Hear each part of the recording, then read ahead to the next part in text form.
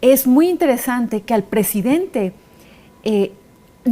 el dolor de haber perdido la Ciudad de México es mucho más grande que la alegría de haber ganado en los estados. ¿Neta? Sí, ¿cómo no? Ay, yo no Tenemos creo. varios días viendo, siendo testigos de los lamentos del presidente. Confesó la compra de voto con programas sociales como nadie lo había hecho, ¿no? Siempre se había denunciado que se usaban los programas sociales para fines electorales. Él lo confesó. Esto Pero es lo que debió hacer. Eso es honestidad de él, Sí, ¿eh? el asunto, sí, porque él... Cinismo. No es honestidad, es cinismo. Sacar un pañuelito blanco y hacer eso no acabas con la corrupción de nadie. Eso es simplemente es propaganda. Carlos, si él sintiera que ganó, si él pensara que ganó, lo veríamos contento. Y lo único que hemos visto desde la elección es a un hombre muy enojado, muy agresivo, que se ha lanzado en un claro abuso de poder a denostar y a ofender a mexicanos inocentes. Al final de cuentas, ¿Morena es partido o es como organización? Movimiento, porque partido, el Es PRI un grupo de vándalos Ajá. que están dominados por la codicia y se aliaron al crimen organizado para estar en el poder. Punto. La señora Sheinbaum y Marcelo Ebrard, para ti, ¿ya chuparon faros de ser precandidatos de Andrés? Yo creo que ellos dos deberían estar ahorita fuera de sus cargos y sometidos a un proceso de investigación por responsabilidad, por negligencia criminal respecto no quiero decir accidente, respecto a la caída del metro.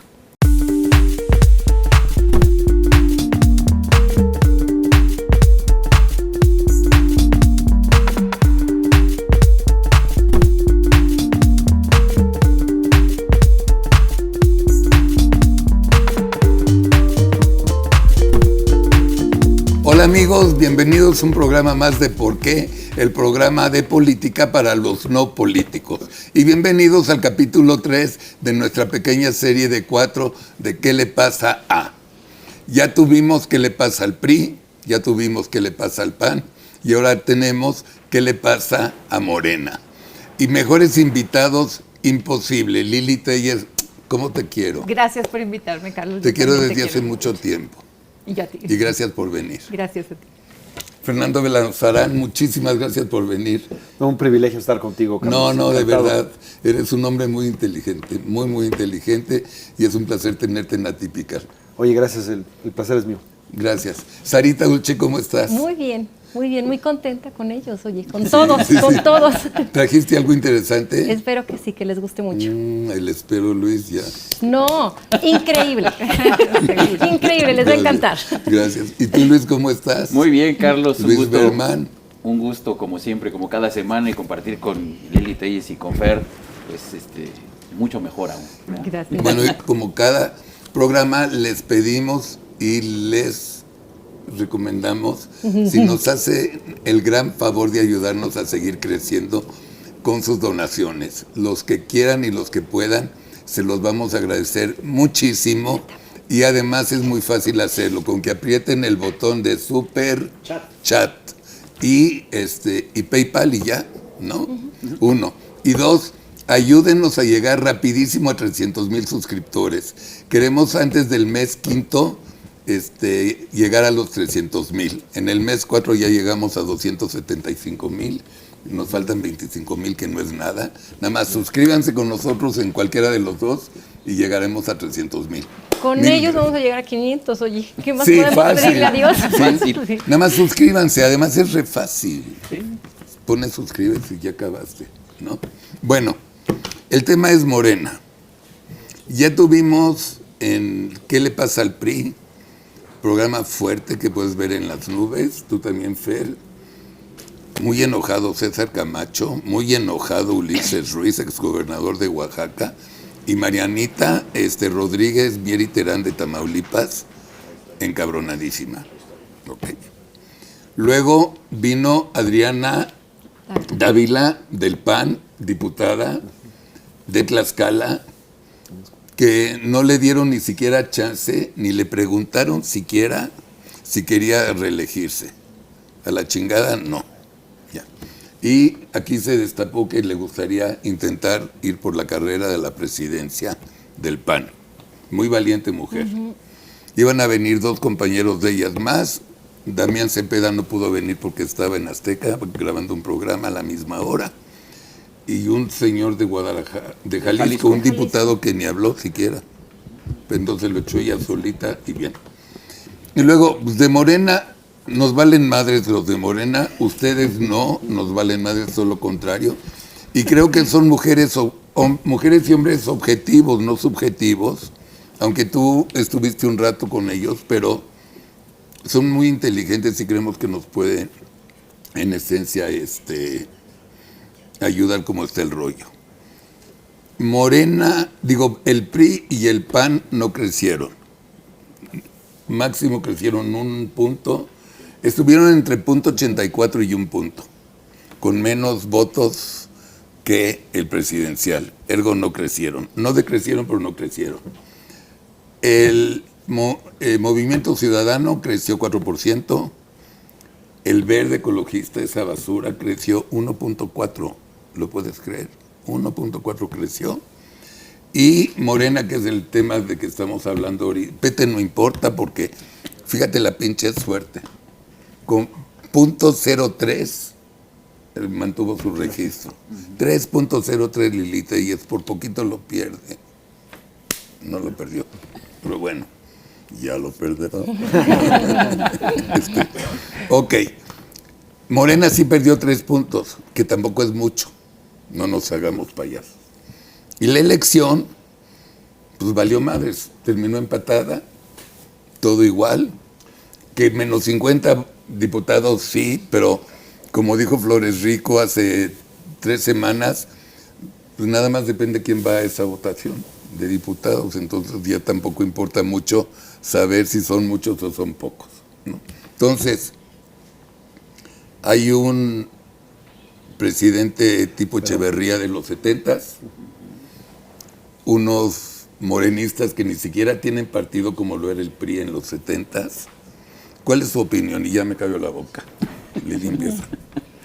Yo creo que sí perdió Morena, Ajá. porque con los casi 3 años en el poder, con el sistema de propaganda política que tienen, con el presidente metido en las elecciones, haciendo trampa a todas luces, con el clientelismo, que es una vil compra de voto a través de sus programas sociales, y con los aliados del crimen organizado, debieron haber arrasado. ¿Debían? Con todo eso, con la debieron haber mañanera y arrasado. eso. Sí. Con todo eso, debieron haber arrasado. Así que sí es una pérdida importante. Okay. Y además hay otro punto. Es muy interesante que al presidente el dolor de haber perdido la Ciudad de México es mucho más grande que la alegría de haber ganado en los estados. ¿Neta? Sí, ¿cómo no?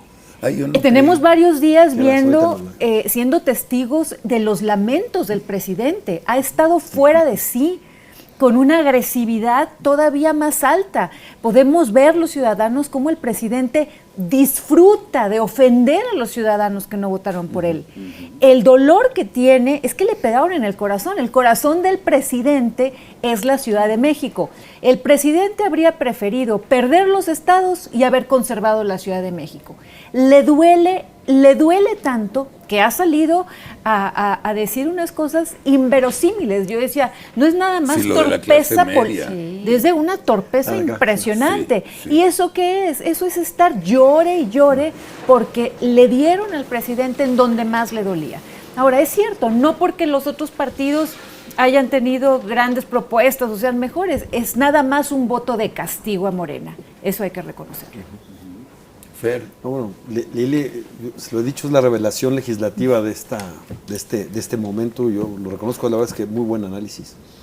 Yo diría, perdió la narrativa y perdió el proyecto. Perdió la narrativa porque él decía, somos invencibles. Estos solo podían sostenerse por la corrupción, etcétera, por sus vínculos, por sus cosas dulces, pero ahora ellos están en el poder y usando todo el Estado a su favor, ¿no?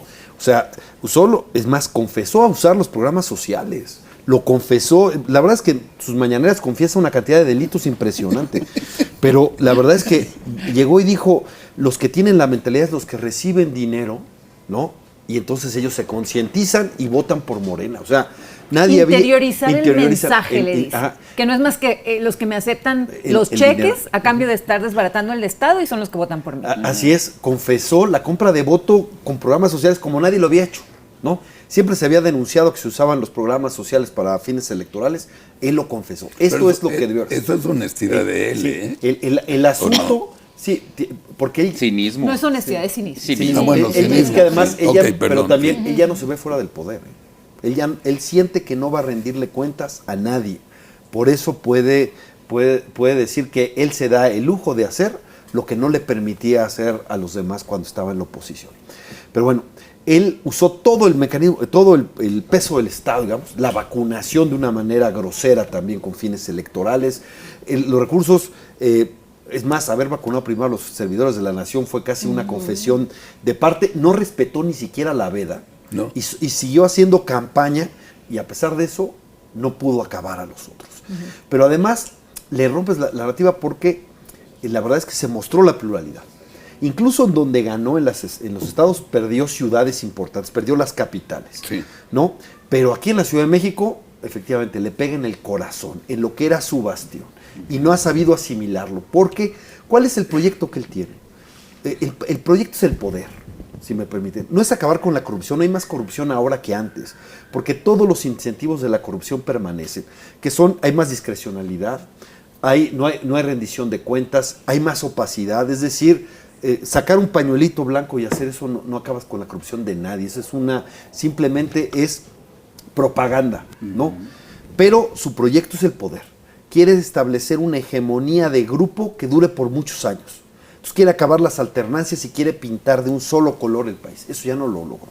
Perdió su narrativa porque demostró que no es invencible, demostró que sí se quedó claro que hay muchos ciudadanos, es más, votaron más ciudadanos contra la 4T que a favor de la 4T.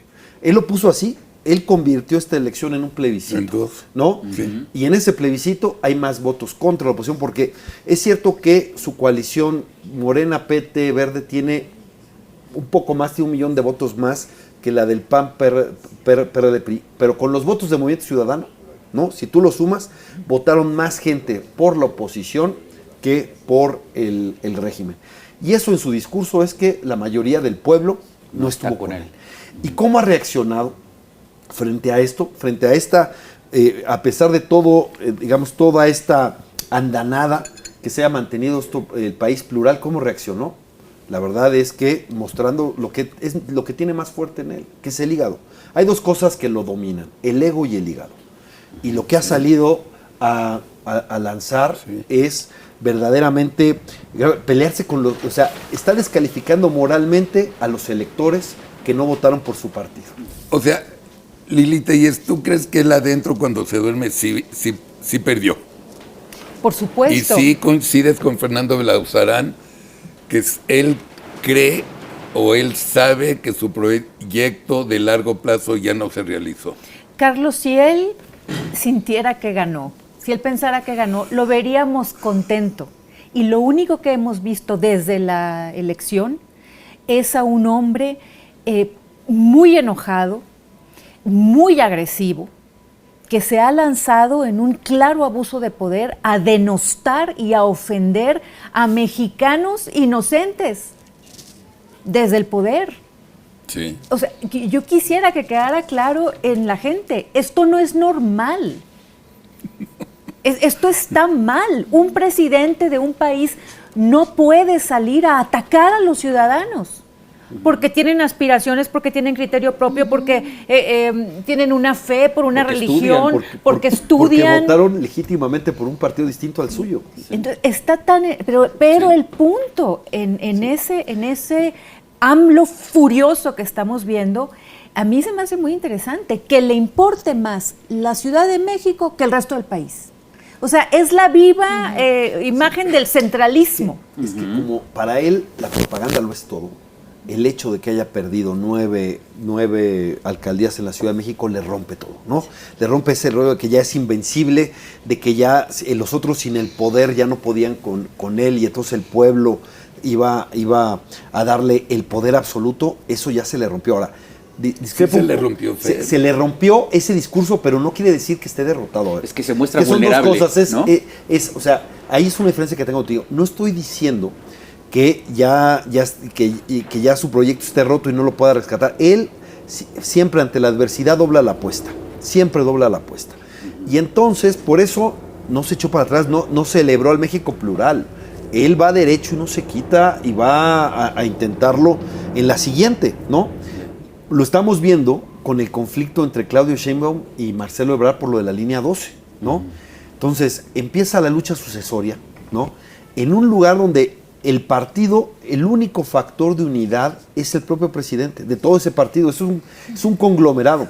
A veces decimos que quiere restaurar el antiguo régimen, digamos, el del priato que duró casi 80 años en el poder.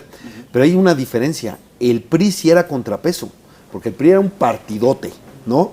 Con sectores muy fuertes. Y entonces se entregaba el presidente, pero se entregaba solo 6 años. Pero era parte del acuerdo de no te religes. Pero en cambio, Morena no es ningún contrapeso para el presidente en eso, es solo un conglomerado alrededor del caudillo, ¿no? Entonces, el presidente no tiene un contrapeso interno. Y entonces estamos pensando que efectivamente él es Francisco I. Madero, se dice, ¿no? Y va a soltar el poder así de fácil como está. Yo lo veo que está por verse, ¿no? Por supuesto, en México la no reelección es una institución muy fuerte. Pero yo lo que veo, las señales que yo veo es que luego puede decir, fíjense que soy el imprescindible. El único que puede garantizar la continuidad de la transformación soy yo, porque están muy desgastados los otros, nadie une a todo el movimiento, y entonces yo no quería. Ay, yo no creo eso. Yo no quería, pero... Y a lo mejor ni siquiera reelección, porque recuerda que está ensayando con Saldívar, está ensayando con Saldívar está ensayando con Saldívar decir, no me estoy eligiendo, están ampliando porque pues la pandemia me quitó 2 años, porque necesito lo que sea, ¿no? Porque además lo de Saldívar se logró con mayoría simple, ¿no? Con mayoría simple del Congreso, en un transitorio de una ley. Entonces, claro, eso va a poner las cosas pues muy intensas. Pero Saldívar no se va a quedar. Pero lo que sí es que el presidente sigue en campaña. Lo que sigue es esto del juicio a los expresidentes, que ni se dice así, que es una pregunta de lo más anodina, porque es si queremos que la fiscalía haga su trabajo o no, eso dice la pregunta, ¿no? Pero él lo quiere usar políticamente para denostar al pasado. Pero es consulta. Y luego, sí, pero... Es una mamada. Es una jalada, sí. Igual que la del aeropuerto. Y no va a tener acá. En campaña, pero luego viene la revocación de mandato. Que es otra mamada, porque el cabrón ganó neta. Sí. Pero el chiste es que él quiere seguir campaña, como si él fuera el candidato. Sí. Pero es que él fue el candidato. Sí, así es. Sí. Es que en los hechos él fue el candidato, porque los que jugaron por las gubernaturas, el discurso era, si votas por mí, yo te traigo a López Obrador. Si votas por mí, como yo soy amigo del presidente, voy a traer dinero. Pero en tu estado así lo dijo todos. Entonces, el que jugó estas elecciones fue él. Por eso está más enojado todavía, porque no logró ese voto. Pero ¿por qué ganó 11 gobernaturas y perdió la Ciudad de México? Porque está comprando el voto, como el mismo presidente lo reconoció en Palacio Nacional. Él mismo lo reconoció con sus programas, es una compra de voto. Y es lo que hicieron todos los candidatos. Si no votan por Morena, ya no va a haber apoyos para viejitos, ya no va a haber esto, ya no va a haber el otro. Fue una vil compra de votos. Y los gobernadores y el PRI también le dieron las pompas, ¿verdad, a Morena? Sí. No sé. Sí. Hay rumorologías muy... Es posible que en algunos lugares, pero hay que ver también una cosa. En las ciudades, en las ciudades más importantes perdió. Por lo menos en la mayoría de las ciudades importantes perdió. Sí. Aunque haya ganado orgullosamente en Hermosillo, mi ciudad natal, perdió. Pero desorgullosamente en tu estado ganó. ¿Te acuerdas cómo empezó la transición a la democracia? Para transitar a la democracia había que vencer al PRI. Pero lo duro del PRI es que tenía el voto verde, que le llamaban, que era el voto del campo. Entonces tú ganabas las ciudades y tenías el campo. Aquí se invirtió, ¿no? Ahora es Morena quien gana el Estado INTA, por el voto verde, el voto de acá, que pues efectivamente yo creo que jugaron mucho los programas sociales, Tienes que aparte razón. lo hizo clave, pero finalmente hay un México plural. Y además te voy a decir una cosa, nadie sufre en cabeza ajena, nadie experimenta en cabeza ajena. Y pregúntale tú, o sea, y los gobiernos han sido desastrosos, por ejemplo, de Barbosa en Puebla. Ayúdame, compadre. ahora los va a ver, porque además hay algo que jugó a favor de Morena, el sentimiento por la alternancia, es decir, muchos ciudadanos quieren castigar al que está, ¿no? Y en esos estados, castigar al que estaba era votar por Morena, Y el en la inepto, alternancia. a ver, ¿no? el inepto de Entonces, Bonilla, Fernando, en Baja California Norte, el inepto Sí. que empata con el de Veracruz de tarado. O sea, más tarado no hay. Vota el 30% en Baja California.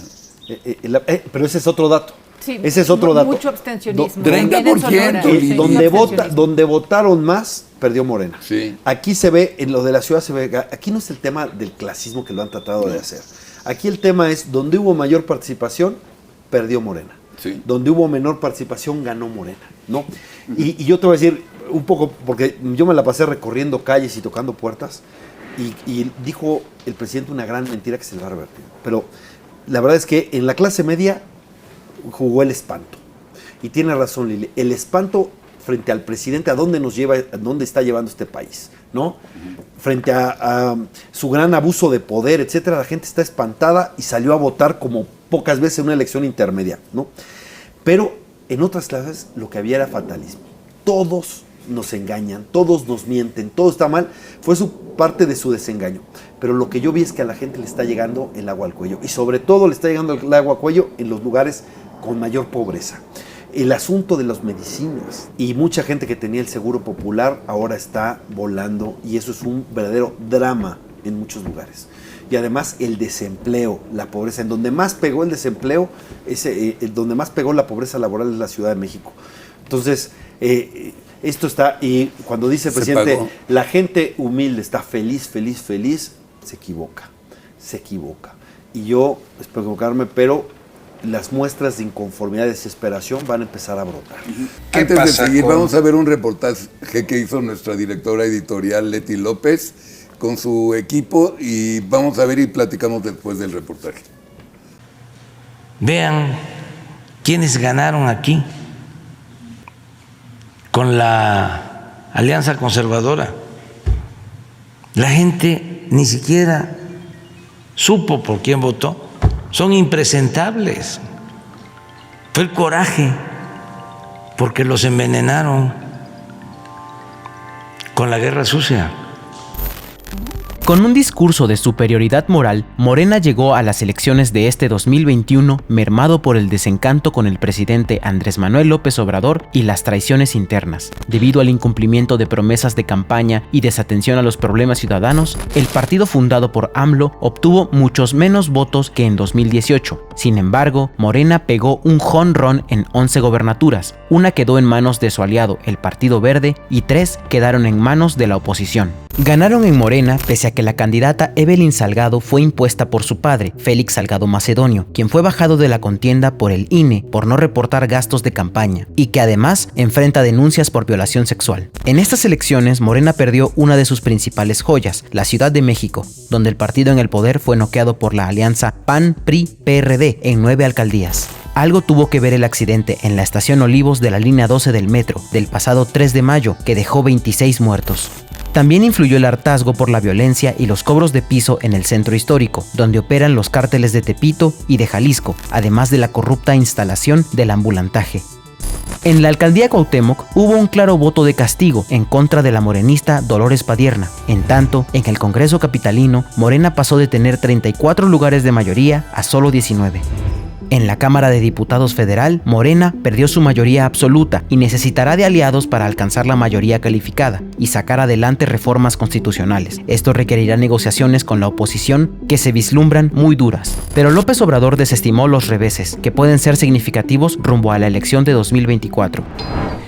Estuvimos muy pendientes para evitar la violencia, para darle garantía, seguridad a la gente de salir a votar sin miedo, sin temor. Eso era lo más importante. Si a eso se añade el resultado que va a favorecer el que continúe la transformación de México, pues se pueden imaginar cómo estoy. Feliz, feliz, feliz. Este nuevo periodo legislativo definirá el rumbo de la segunda mitad del presente sexenio y el reacomodo de fuerzas con el que se llegará al 2024, cuando se elegirá al sustituto de AMLO. Sin embargo, las tendencias del 6 de junio dejan una negra sombra en el camino de Claudia Sheinbaum y de Marcelo Ebrard para ocupar la silla grande. La 4T, a mitad de su camino, debe reflexionar en los mensajes ciudadanos plasmados en las urnas: democracia, pluralidad y voto de castigo.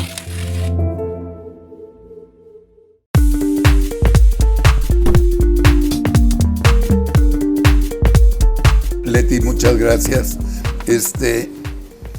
Al final de cuentas, ¿Morena es partido o es como organización?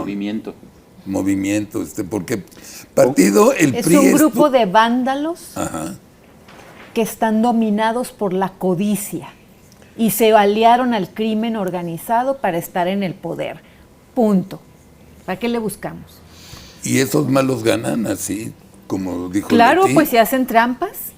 Por ejemplo, en esto de haber felicitado al crimen organizado, el presidente de la República, desde Palacio Nacional, haberle dicho al crimen organizado que se portaron muy bien. ¿Qué significa? ¿Qué? Se portaron muy bien porque matan, porque secuestran, Con porque 90 asesinados. drogan. En la campaña, En la campaña, sí. en las campañas.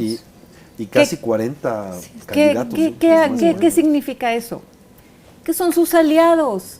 ¿Y qué hace el crimen organizado? Provoca terror. ¿Y el terror qué provoca? Que la gente no quiera participar. Claro. Que la gente no quiera salir a votar, ni quiera decir nada, porque qué miedo los de Morena, que están aliados al crimen organizado.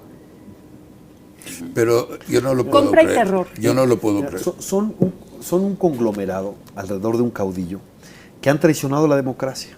El verdadero traidor de la democracia es Andrés y su grupo, porque ellos se beneficiaron de todos los avances democráticos que hicieron luchando contra el PRI. Se beneficiaron de toda esa institucionalidad democrática y todos esos avances. Y una vez llegando al techo, es como si Andrés se subiera con los peldaños de la democracia, llegando al techo, avienta la escalera para que nadie más pueda volver a hacer. Y es lo que hacen.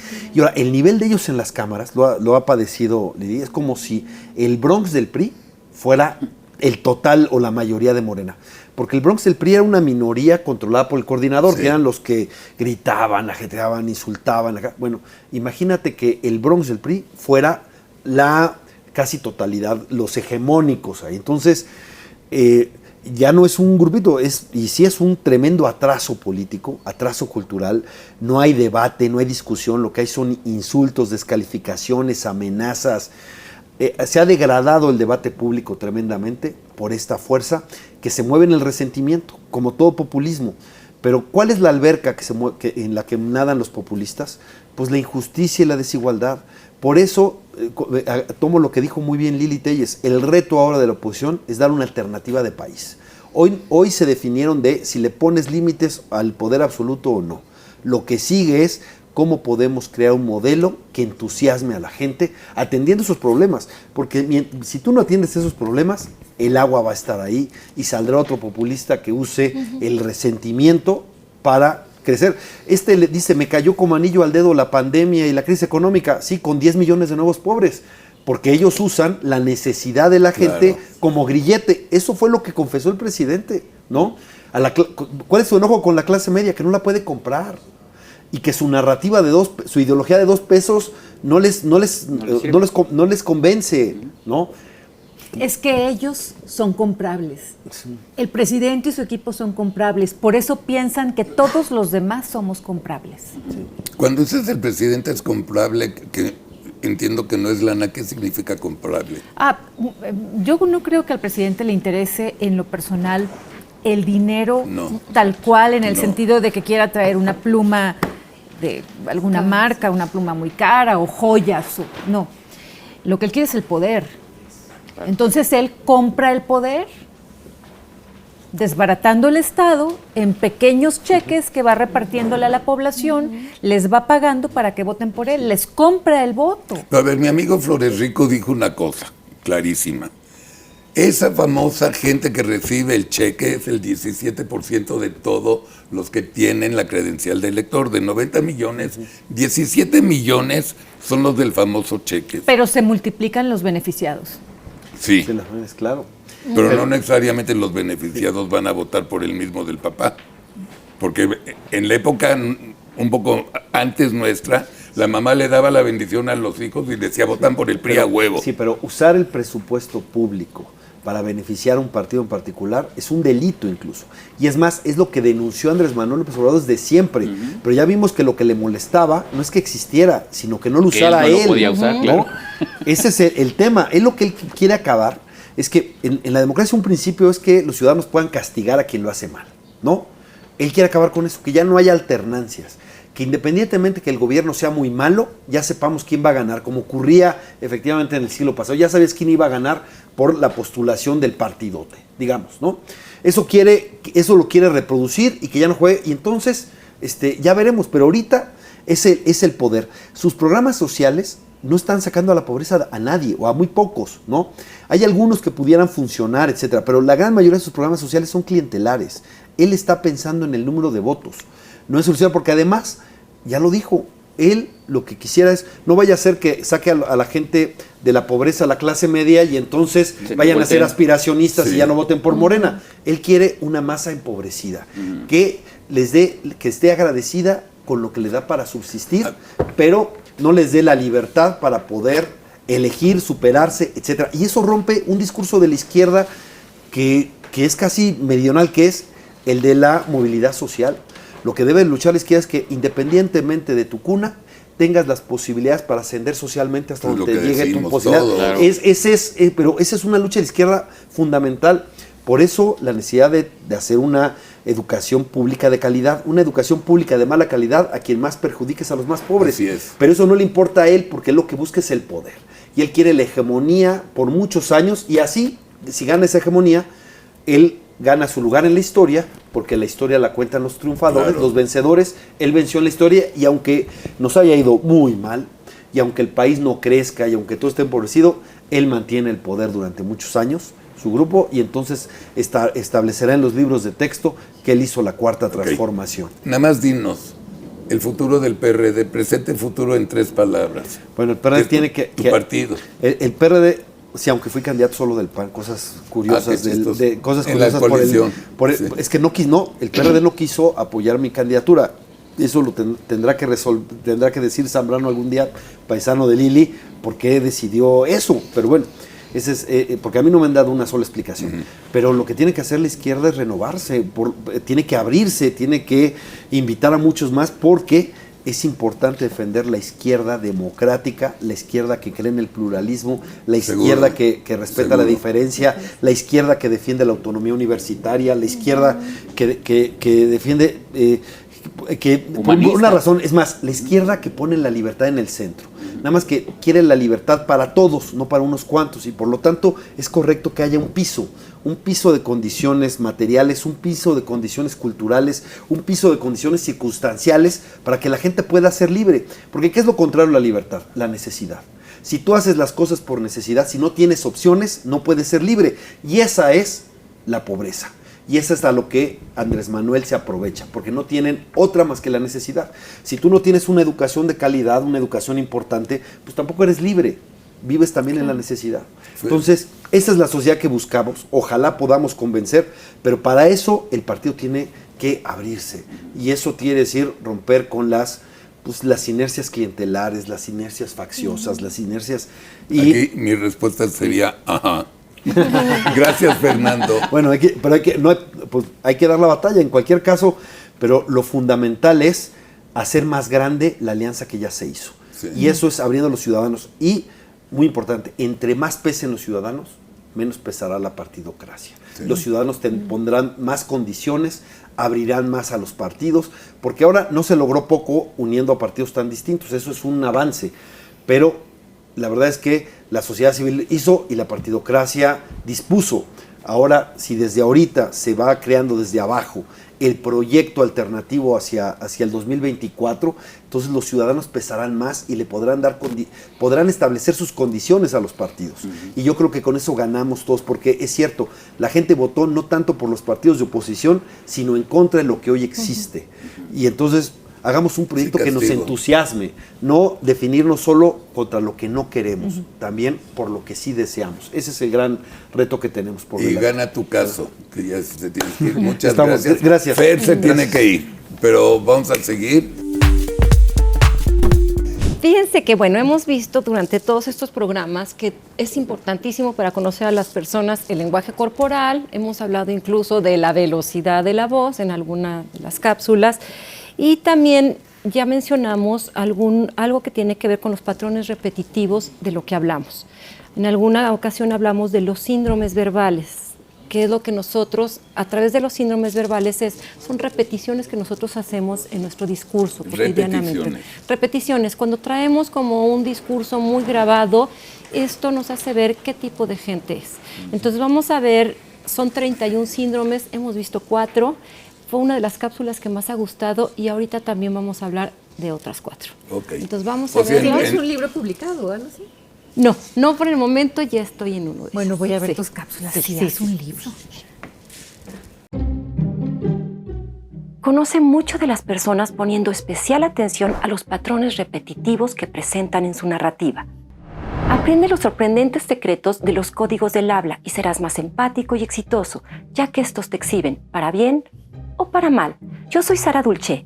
Quédate conmigo porque hoy abriremos puertas para conocer a los demás y, si somos objetivos, reconocernos a nosotros mismos. Lo que dicen las personas también revela quiénes son. Los patrones de narrativa o códigos del habla que tú escuchas de otra persona o bien que tú expresas de manera repetitiva muestran el estado psicológico, la madurez, el autoestima y varias características de personalidad más. Para lograr descifrar esto, debes mantener una escucha activa y así podrás detectar los códigos verbales más utilizados por una persona. Continuaremos analizando los códigos del habla que Lillian Glass, científicamente fundamentado, llama filtraciones verbales. Me basaré totalmente en sus descubrimientos, que son, por demás, interesantísimos. Síndrome solo era una broma. Ya saben, son aquellos que te pueden decir palabras sarcásticas y groseras para después decir, solo era una broma. Esconden tras una broma intenciones reales. Aplica perfectamente el refrán, entre broma y broma, la verdad se asoma. Y lo que en realidad transmiten es hostilidad y envidia. Como característica de personalidad, son personas que no afrontan las cosas de frente y pueden ser mordaces y desagradables. En el fondo, es una manifestación de una rabia reprimida hacia ti, hacia sí mismos o hacia la vida en general. La gran mayoría de las veces son comentarios que van seguidos de una risa fingida o un «era broma». Es tu cumpleaños número 50 y una de tus amigas durante toda la fiesta está con sus bromitas sarcásticas. ¡Uy, ya empieza la decadencia! No es cierto. ¡Ay, qué chistoso! Te pusiste un vestido de jovencita. No es cierto, solo es broma. Ya 50 años pesan. Jaja, bromita, ¿eh? Examina tu respuesta emocional y te darás cuenta de la verdad. Te tiene envidia. Son personas inseguras y que tienen muy arraigado el sentimiento de competitividad. En el observador provoca mucha rabia y coraje. No va a haber reelección. No va a haber reelección. Sí, eso es también lo que les preocupa. Me quedan todavía 6 años, porque formalmente me quedan 3, pero como trabajo al doble, son 6. Síndrome el que se sale por la tangente. El que basa su narrativa en el síndrome del que se sale por la tangente, lo que en realidad hace es buscar una salida para no afrontar problemas. Eluden responder a preguntas que los comprometen. Rodrigo, a ver, ya dime la verdad. Ana Paula y tú, ¿sí tuvieron algo que ver? Bueno, es que dependiendo de lo que tú quieras entender por tuvieron algo que ver. Mira, por ejemplo, Sergio, mi hermano, siempre ha dicho que para que exista una relación Ambos deben de querer. Me acuerdo cuando él anduvo con Mireya, ¿te acuerdas de ella? Una chica alta, de pelo oscuro, muy guapa. A mí siempre me pareció que eran el uno para el otro. Se llevaban re bien. Nunca vi que se enojaran. Y es que ella era muy prudente, ¿sí te acuerdas? Es más, ¿te acuerdas cuando nos encontramos muy abrazaditos y se metieron un sustazo? Pobres, caray. Literal, lo perdimos. Es un hecho. Hablan sin parar para esconder algo y no enfrentar las consecuencias. La información que presenté ahí era específicamente la que yo tuve acceso del ensayo clínico de Pakistán. Usted mezcló las historias y ahora quiere hacer una historia falsa de que en México el ensayo de Pakistán fue la pieza única o clave de esta autorización de uso de emergencia. Yo nunca he dicho eso. Bueno, entonces vamos a terminar aquí. Sigue siendo bienvenida, Penilei. Espero que no necesite un sillón u orden de privilegio y cumpla las reglas como todos los demás. Literal, lo perdimos. En el observador se genera confusión y desesperación. Síndrome el sin filtros. Decir las cosas sin rodeos es conveniente. Sin embargo, los que van al grano demasiado deprisa, sin usar la diplomacia, pueden ser personas que no se dan cuenta de hasta qué punto sus palabras y sus comentarios pueden afectar a los demás.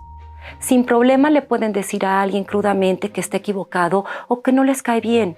Son personas que no han aprendido todavía cómo comportarse socialmente o aún se encuentran en la fase de desarrollo psicológico, que va de los 4 a los 6 años. ¡Viva México! ¡Viva! ¡Viva México! ¡Viva! ¡Viva México, cabrones! Ay, divino, ¿verdad? En la edad adulta, aquel que es crudamente sincero e incapaz de considerar los sentimientos de los demás llega a ser ofensivo y llega a usar esta aspereza para intimidar a los demás. Vean esto, Egan. O sea, oye, súbete la cámara, estás enseñando mucha pierna. mucha pierna, nada más era mi rodilla, ¿no? Sube la cámara, estás enseñando mucha pierna. Chinelas. Síndrome el que lo cuenta todo. Personas inseguras que te cuentan todo sin saber dónde está el límite. Sus aventuras sexuales te las relatan con puntos y comas. Son como aquellos niños de 5 años de edad que platican todo lo que hicieron y reciben aprobación de sus papás. Cuando entran a la escuela se dan cuenta que no es necesario contar todo. Continúan con este patrón por una extrema inseguridad y una ausencia de límites, buscando aprobación como aquel niño pequeño. El no darse cuenta de que no es conveniente contarlo todo para establecer vínculos con las personas los lleva muy frecuentemente a ser víctimas de chismes y de ridículos. En este síndrome sí te voy a deber un ejemplo político. Si identificaste a alguna persona cercana a ti con este síndrome, hazle saber que si intentara entrar al mundo político, su carrera sería muy, muy breve. Como en la cápsula anterior del mismo tema, te pregunto, ¿reconociste a alguna persona cercana que se encasille en uno o dos de estos síndromes? Etiquétala. ¿Y tú, te identificaste con alguno? Déjame tus comentarios. No olvides suscribirte y tocar esa campanita para que recibas todos nuestros próximos videos. Y recuerda, tus códigos del habla te exhiben para bien o para mal.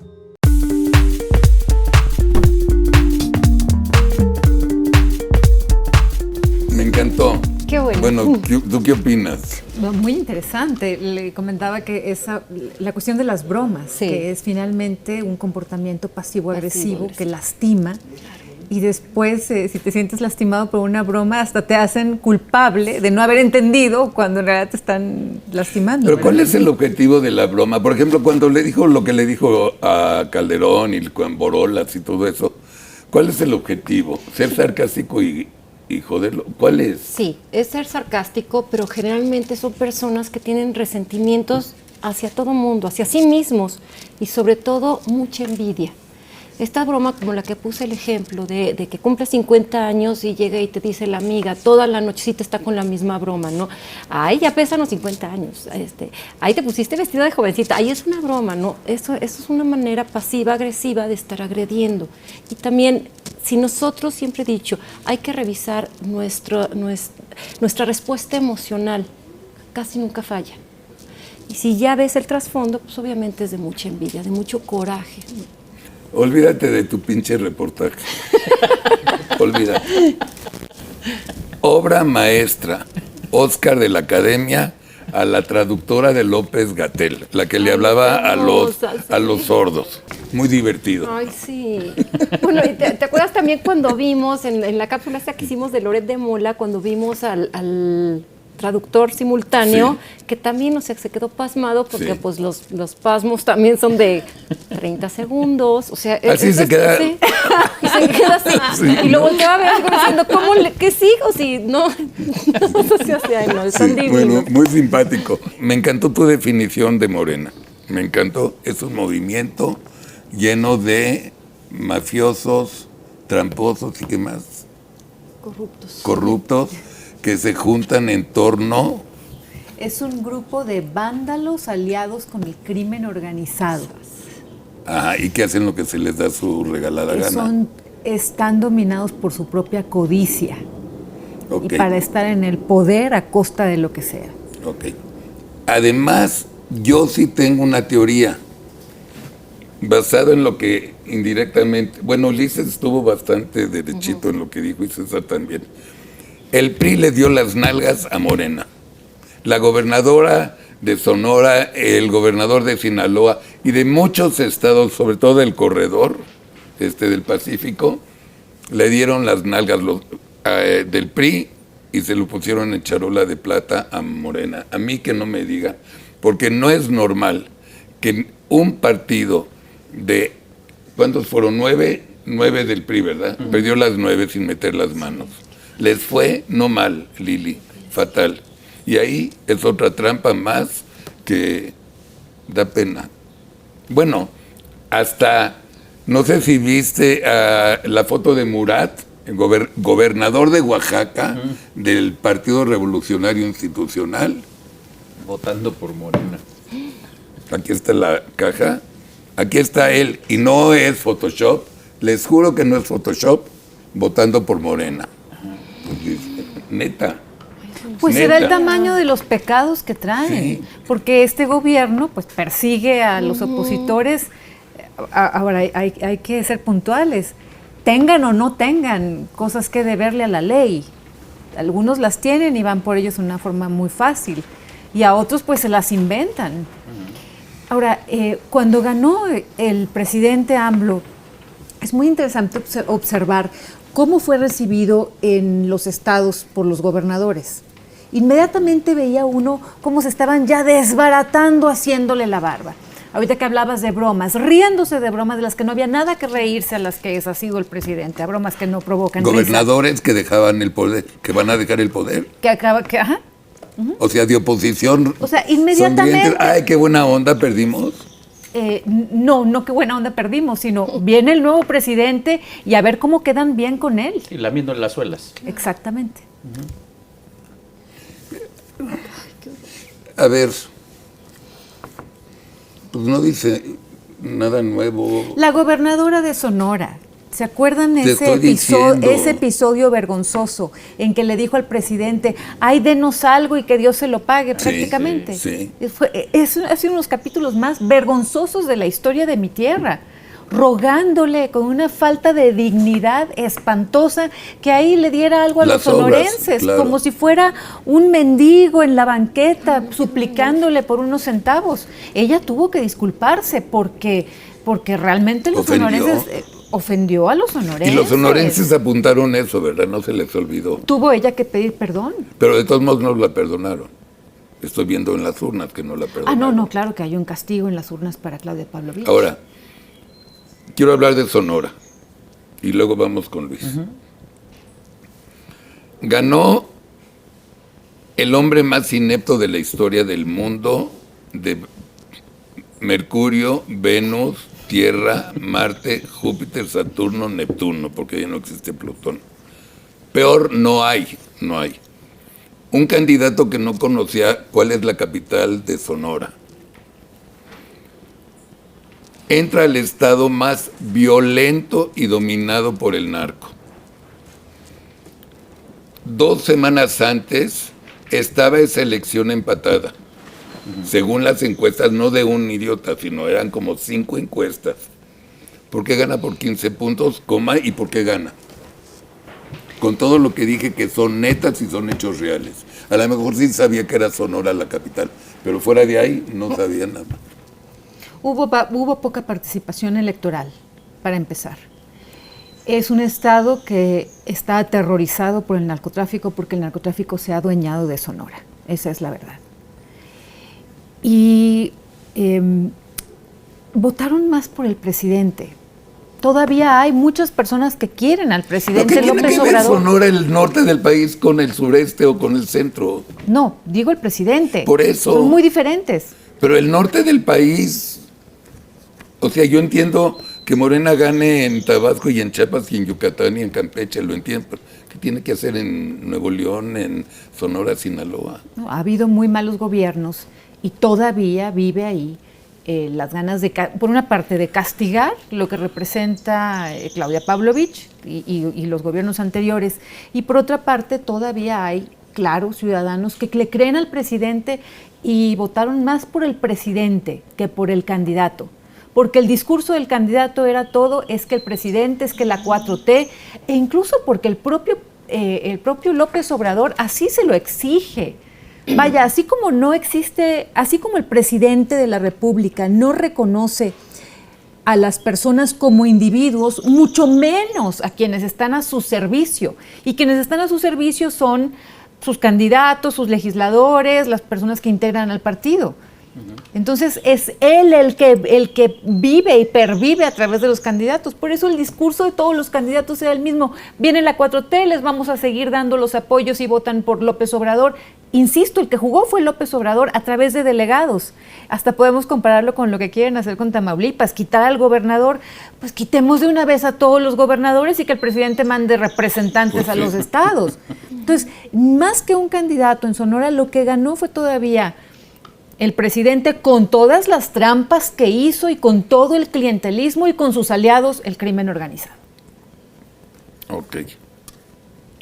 Luis, platícanos. Pues sí, yo creo que se ha dicho bastante razón, acerca de lo que representa Morena, y justo mi cápsula hablo de ello, cómo han echado mano de la propaganda, de la mano de Epigmenio Ibarra, y cómo es la forma en la que le llega al pueblo, cómo le vende estos simbolismos, cómo les habla con estos simbolismos, pero que al final creo que la factura le va a salir cara a Morena y a López Obrador. Ok. Vamos a verla.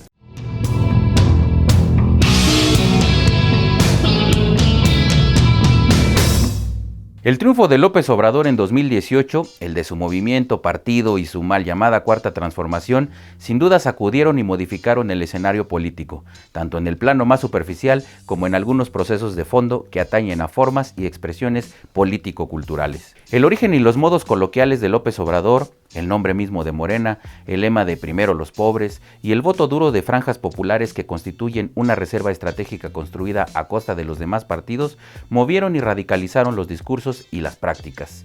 El desgobierno de la 4T es un gobierno que se dice progresista, pero que en cuyas contradicciones anidan elementos regresivos, como por ejemplo, promover megaproyectos de infraestructura a costa de pueblos indígenas o apoyarse en las Fuerzas Armadas.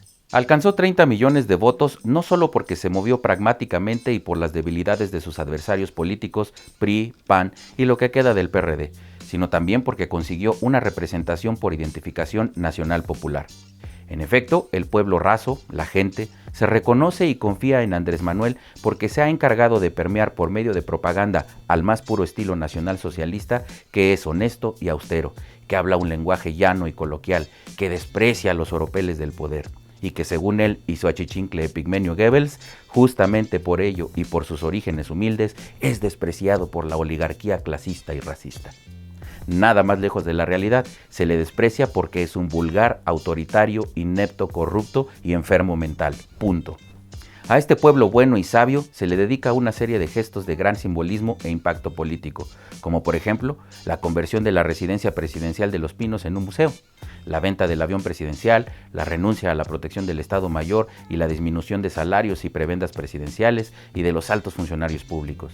Pero pesan en esta dirección también muchas promesas enumeradas en la Plaza de la Constitución que giran en torno de algunos ejes fundamentales. La cruzada contra la corrupción, el fin del neoliberalismo, el rescate de la soberanía energética y alimentaria, la extensión de becas y subsidios, el aumento de los bajos salarios y las oportunidades educativas y laborales, el respeto por la naturaleza. Todo lo anterior, en unos casos totalmente falso y en otros arrojando consecuencias con un costo muy alto para el total de la población mexicana, pues está de por medio el crecimiento económico y la seguridad nacional. Ese ha sido básicamente el motor de su relativo éxito en las urnas, así como el engrudo de su proyecto político. Los resultados de las elecciones de este 6 de junio se celebraron como una suerte de plebiscito en torno a su figura y le han dejado, sin embargo, una sensación agridulce. Morena amplió de forma significativa su poder territorial, ganó en 11 de los 15 estados en juego, consolidándose como fuerza nacional, pero no logró barrer del todo a sus adversarios, como él los llama. Sufrió una importante derrota en Nuevo León, corazón industrial del país, y se cayeron 4 alcaldías en Ciudad de México. López Obrador se ha comprometido, incluso por escrito, a dejar el poder al final del sexenio en 2024, pero tiene una ambición que coincide con el sentido histórico que quiere dejar en su gestión: aprobar reformas estructurales con una profunda carga ideológica. Sin embargo, antes de 2024 habrá otra votación, el referéndum revocatorio fijado para 2022 y que le servirá básicamente para intensificar su campaña. Pero mientras tanto se enfrentará a problemas financieros serios. En los primeros años pudo maniobrar porque teníamos fondos con ahorros, pero estos guardaditos ya se acabaron. Así que podemos vaticinar un desplome todavía más abrupto de estructuras vitales, educación y salud. Se va a enfrentar a la falta de inversión, va a generar expectativas muy grandes, no va a poder responderlas y va a haber una acumulación de desencanto. Así que en definitiva, López Obrador está cada vez más cerca del fracaso en su objetivo central, que es dejar un legado. Y de seguir así, del fracaso en las elecciones del 2024, sin importar quién sea el candidato morenista. A pesar de todo ello, el hijo de su macuspana madre continúa con su discurso de polarización festejado por aquellos que todo le aplauden. Basta con recordar la declaración que hizo recientemente donde se deja ir con todo en contra de la clase media, cuando dijo que un integrante de clase media, media alta incluso, con licenciatura, con maestría, con doctorado, está muy difícil de convencer porque es una actitud aspiracional. Es triunfar a toda costa, salir adelante, y es muy egoísta. Gran reflexión del presidentito sobre el resultado electoral. De momento, la primera pista del camino que ha decidido seguir. Déjame tus opiniones en la caja de comentarios, suscríbete, dale like y presiona la campana para recibir notificaciones. Soy Luis Berman, nos vemos en Por qué, aquí por Atypical TV.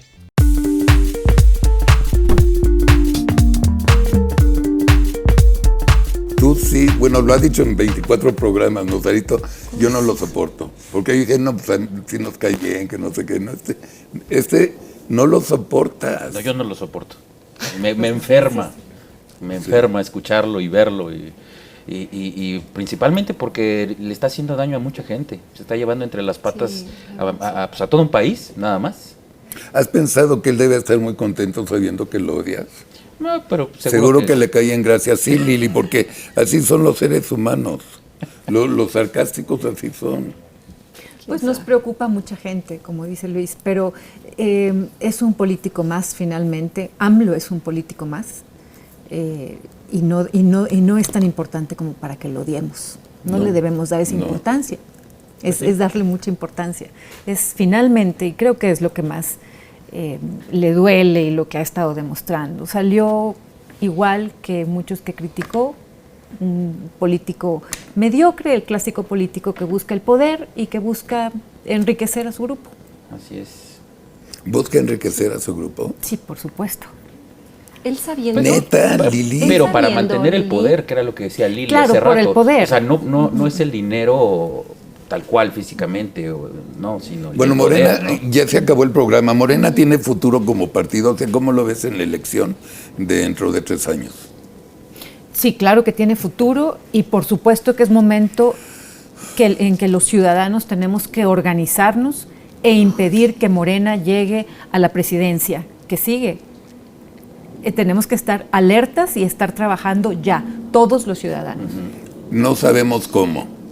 Los partidos, según la rumorología, y hablo de rumorología, Marco Cortés se va a reelegir.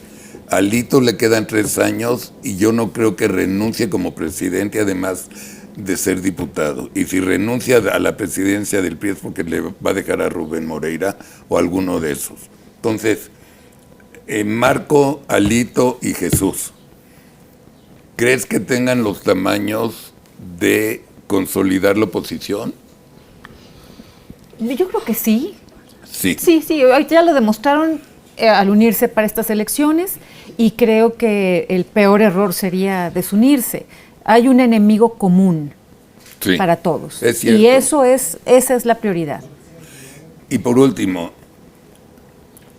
yo tengo mi punto de vista, pero quiero conocer el tuyo.